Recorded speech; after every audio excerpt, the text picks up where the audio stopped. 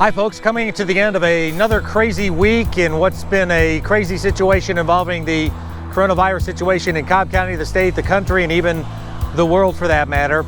Here's where we stand now. The governor issued an executive order that takes effect 6 p.m. on Friday. We have posted that entire order along with a frequently asked questions document and a supplemental order on enforcement. It's all posted on our webpage, cobbcounty.org. Just click on that COVID-19 page. Read the order so you understand how it affects your life and your business and what the shelter in place means moving forward here, not only in Cobb County, but the entire state of Georgia. That executive order is in effect until April 13th. So read it, try to understand it before you submit any questions. Now, the Chairman Mike Boyce, he has a declaration of emergency in effect in Cobb County, but that is superseded by the governor's order. So right now we are falling under the governor's executive order. But the declaration of emergency in Cobb County, that extends until April 24th after the executive order expires. So there's a chance that may eventually take effect. That document, the declaration of emergency and the supplemental extension, that's all posted on the same website as well. So go read that and understand why the chairman did what he did. Well, the bottom line is, ladies and gentlemen, I've run out of time.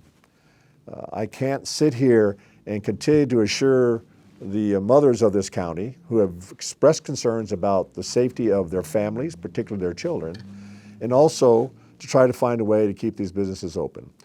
So again, that's all posted on the website. Go read those documents. There's frequently asked questions on there as well that should answer almost any question you might have. Also coming up, we're posting a place on the webpage where you can report violators. If you see a business or a group of people perhaps that you believe is violating the governor's executive order, you'll have an ability to go to that page and report that violation so we can check that out, and that should be active by the time you watch this video on cobbcounty.org. We've received a lot of questions about Cobb County parks.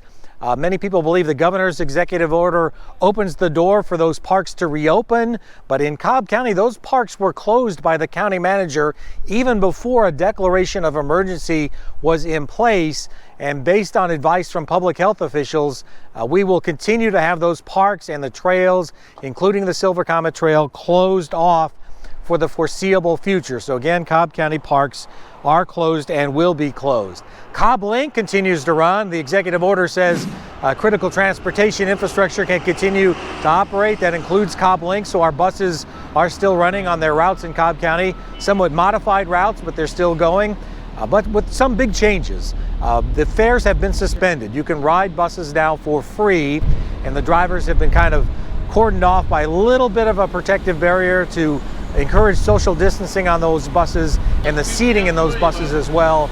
Social distancing is mandated on the seating as well. We don't have big crowded buses because of the situation, so social distancing on Cobb Link should not be a problem, and those buses as of right now continue to roll. We've been getting some good news throughout all this bad news in Cobb County as well. I think a few days ago we told you about a group associated with the Indian community in the metro Atlanta area that came and donated hand sanitizer to the police department and the emergency management department. We had visits as well this week from some folks who have donated masks to Cobb PD and emergency management, some groups that have been struggling to get some of those crucial protective items. This will be awesome because we don't have enough of them in the department to the officers, and since these are obviously reusable, that'll be even better.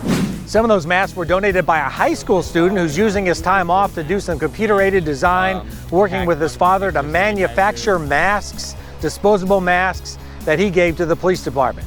And I came up with the idea, I designed it, and then we went to a die cutting factory and got a die out. So right now we are using hammer, but soon we're gonna have a whole machine where we can make 500 masks in 1 hour. And my goal is by end of May, I want to make at least 5,000 to 7,000 masks.